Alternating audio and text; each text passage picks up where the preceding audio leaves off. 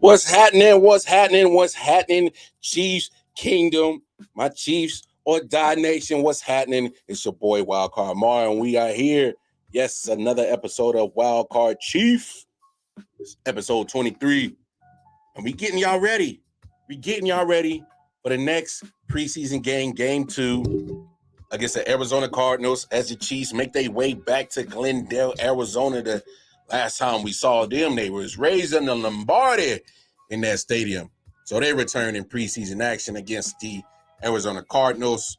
And let's be quite honest about the situation. Before we even get there, we got to take a step back. Let's go over, a few observations that Wildcard Mar had. Like I said, I'm a fan. I'm a diehard fan. I don't claim to be an expert, but this is what I observed. And can we get rid of the Blake Bell sneak? All right, the Chiefs offense, when they load up the formation so heavy like that, it kind of makes it pretty obvious of what we're going to do, and especially when you sneak Blake in there and it's not an instant hike, so there's no element of surprise. Like, either perfect it or get rid of it. One or the other. We got to figure that out. I mean, come on. Let's be honest. It's not fooling nobody. Last time I can't even recall it actually worked, honestly, if I'm being quite honest. Observation number 2. Defense. Woof. Man. Defense had a slow start. Had a slow start for sure. Yeah. I mean, look, I know I'm not going to freak out this preseason, but we're just going to be honest about the situation. They had a slow start. And, if I'm Chris Jones, I'm like, this is a sample of what it could be without me. Not saying it's going to get that far, that deep with the contract situation. I don't think so. I mean, go back to last week's episode. I spoke on it real briefly, but, maybe it might be a small bargaining chip for Chris Jones. I mean, if I'm a good agent, I would definitely use that as a bargaining chip for sure.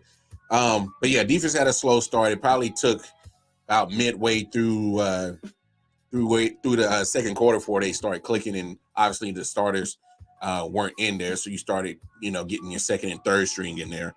But hey, all I'm saying is they was making Derek Carr look like, he was Dan Marino. That's all I'm saying. We've seen Derek Carr enough as Chiefs fans to know that he ain't never looked that good. Like, we might give him a little bit of respect because of his talents, but, not that much. So, but that's what I observed with the defense for sure. Observation number 3. This is what I observed. I observed that that wide receiver group, which I know a lot of people got question marks because they're young and unproven, which is understandable. Any football fan would feel that way. Any, person with the right sense would feel that way. Some feel a little bit more optimistic than others. I was very optimistic because my thing is Travis Kelce, Patrick Mahomes, Andy Reid. That's the formula. Everything else around it is, adage. That's just how I feel. But this wide receiver group, and they're talented, and they competed. Every last one of them. I mean, even Cornell Powell. He's been on the roster for a few years now. I've been waiting for him to come around. 3 catches, 42 yards. Obviously, Rashee Rice. Draft pick from SMU that everybody's been, raving about. Hey, he does his thing. You can see the talent in him. 3 for 30. Justin Ross. Chiefs Kingdom's fan favorite right now in training camp. Hey, gets in the end zone. Had a couple of catches on 5 targets and made a couple of moves. So you like that. Nico Remigio. I know I didn't butcher his name, but I'm going to figure it out. But Nico, 4 catches, 71 yards. He competed. Hey, I don't know how much depth or how far down or how many wide receivers that Andy wants to rock with, but hey, man, there's a lot of people competing. You know what I'm saying? They're competing at that wide receiver position. Obviously, you could probably say for sure MVS, Sky Moore are a shoe-in to make the team for sure. Justin Watson. Me personally, I think he still makes the roster. Just what he added to the system last year and being year 2 with it, you're going to get better in year 2. I like Justin Watson.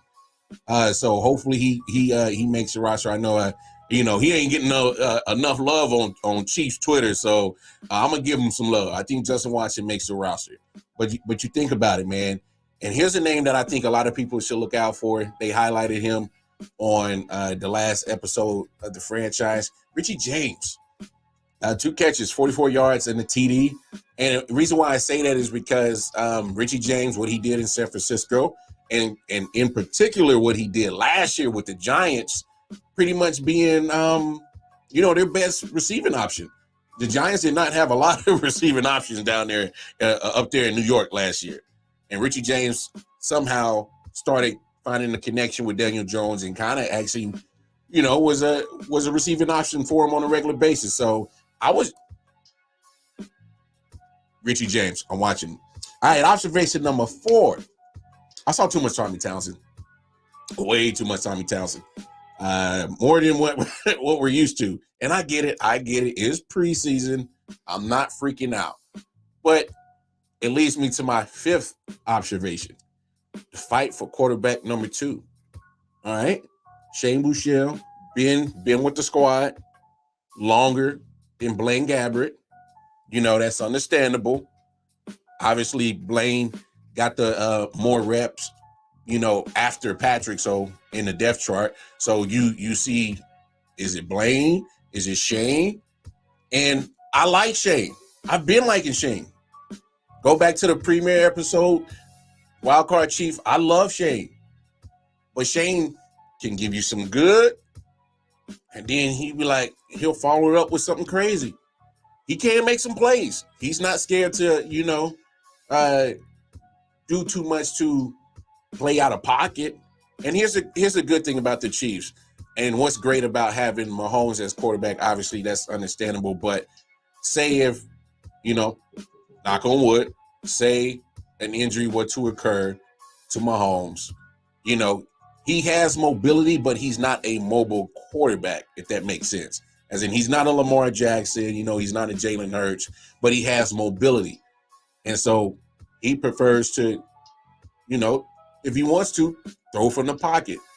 Shane has a little bit mobility, maybe not so much from Blaine Gabbert, but you wouldn't have to change too much from your offensive thought process, if you were to have an injury and go to Shane or Blaine. But I'm interested to see that fight for quarterback number 2 as the preseason goes on and we get to the final cuts and last, depth chart get released. I don't know. I think it's an interesting competition for number 2. I'm leaning towards Blaine because, he obviously didn't have as many passing attempts as Shane, but he didn't make the mistakes. The interception, I'm not here to put blame on anybody, but, hey, it's there. It's a turnover. So Blaine, so far, because of that, will probably be leading the race right now. But I wouldn't count out Shane. I wouldn't count him out. I get it that Blaine has more experience as in NFL play, but Shane has more experience in the Andy Reid system. That always got to matter for something. But let's move on, because obviously if we talk about last week against the Saints, we got to talk about, getting you guys hyped for the game in about an hour and some change. So they're going to Arizona. Last time we saw them there, they was raising the Lombardi, had the confetti rolling. They partied in Phoenix. So, this is 5 things that I'm looking for. All right? Now, I get it. It's preseason. Nagy, come on, open up the playbook just a little bit, just a smidgen. I get it. You're not trying to show too much of your cards, in preseason, especially not in the game too. I get it. Only thing that I ask for is just be a little bit more, creative. Because the 6 plays, 24 yards, and that turnover on downs from last week for Patrick's only drive was not memorable. I mean, it was like, had the ball. Next thing you know, we don't. Turnover on downs. Yeah, let's get a little bit creative. I'm not asking for you to, act like you're calling an offensive game for the Super Bowl. No. I get it. I understand the situation. I understand the circumstances. Just open, just a smidgen, because that drive was just, oh damn. Yeah, it wasn't memorable. You couldn't. Besides, Clyde Edwards-Helaire getting that good yak yards on the second play, and Patrick Scramble. Still don't like the Blake Bell sneak. I already talked about it. Anyway. Yeah. So what does anybody else remember from that drive? But speaking of CEH, Clyde Edwards-Helaire, take advantage. And what I mean is they featured you pretty much in about 3 of those plays last week.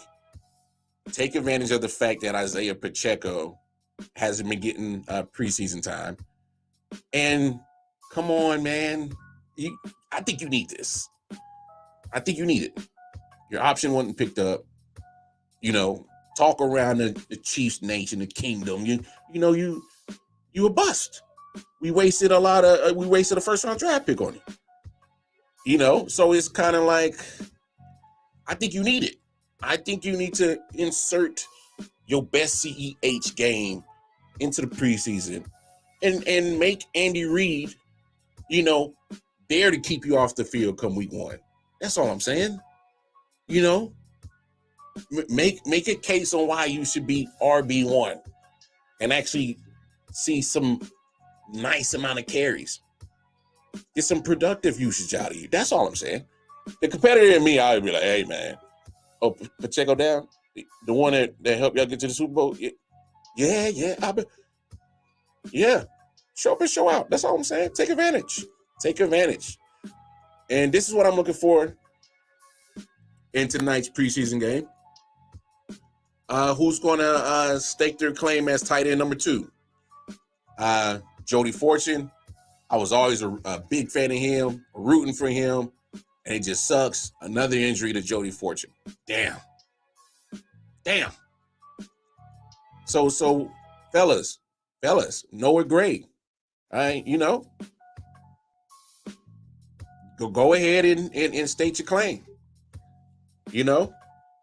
State your claim.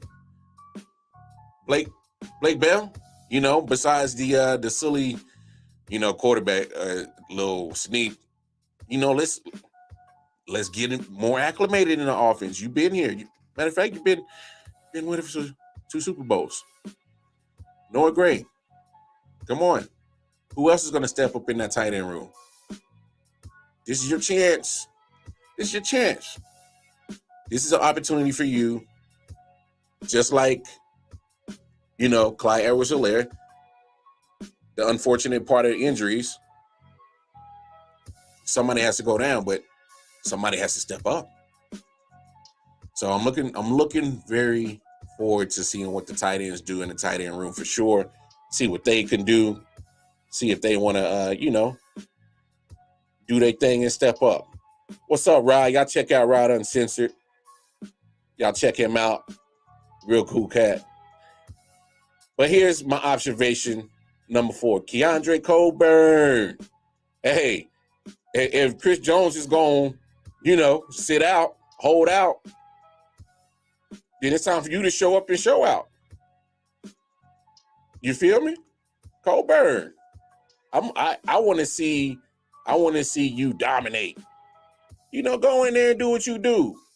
Because like I said about the defense of lack thereof in the first quarter and a half last week against the Saints, I would love to see you, Coburn, insert yourself early in this game and dominate in that middle.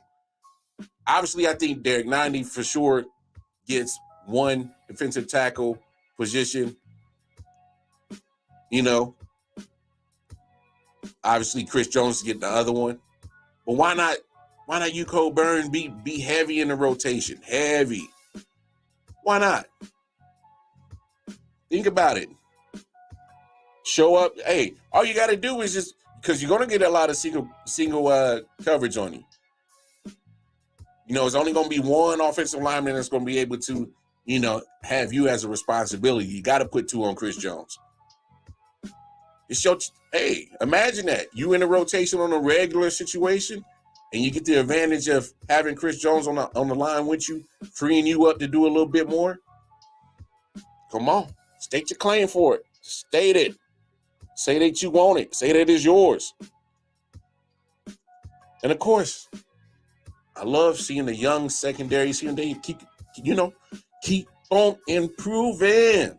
Khalif Halicier, I'm pretty sure that's how you say his name. I'll probably butcher that. You know, I've been down south for the last few years. I'm about country as hell. So Halicier, he got the interception. You know, people like Lamar Jackson, Shamari Connor. Hey.